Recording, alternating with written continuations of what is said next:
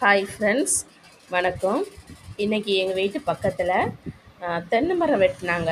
அதில் உள்ள தென்னங்குருத்து, சின்ன ஓலை, அப்புறம் சின்ன மட்டை, இப்படி இதுதான் குருத்து.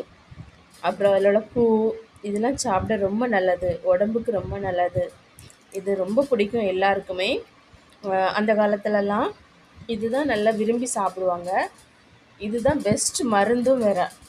எல்லார் வீட்லேயும் பனைமரம் இதெல்லாம் ஏறுவாங்க. அப்போம்லாம் பனங்குருத்து, தென்னங்குருத்து இதெல்லாம் கொண்டு வருவாங்க.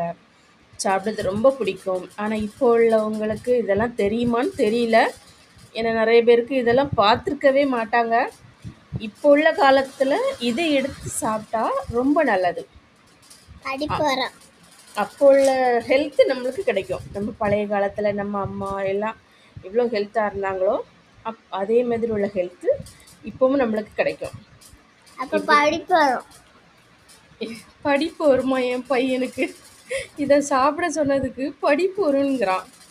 அதனால் ஃப்ரெண்ட்ஸ், மறக்காமல் இப்படி தென்னங்குருத்து எங்கேயாவது கிடச்சிதுன்னா நீங்கள் மிஸ் பண்ணாதீங்க, வாங்கி சாப்பிடுங்க. இது கசக்காது, ஒரு டேஸ்ட்டு மாதிரி. இது கசப்பு ஒன்றுமே கிடையாது. குழந்தைங்களுக்கு கொடுக்கலாம், பெரியவங்களுக்கு கொடுக்கலாம். மோஸ்ட்லி இது பெண்களுக்கு ரொம்ப நல்லது. அப்படின்னா பெண்களுக்கு வெள்ளைப்படுதல், இப்படி எல்லா பிரச்சனைக்கும் இது பெஸ்ட்டு மருந்து. அதனால் கண்டிப்பாக நீங்கள் ட்ரை பண்ணி பாருங்கள். எங்கேயாவது தென்னை மரம் வெட்டினாங்கன்னா குருத்து வேணும்னு கேளுங்க. இதை சாப்பிட்டா உடம்புக்கு ரொம்ப நல்லது. Okay, bye friends. உங்களுக்கு யாருக்கெல்லாம் பிடிக்குங்கிறத கமெண்ட்டில் சொல்லுங்கள்.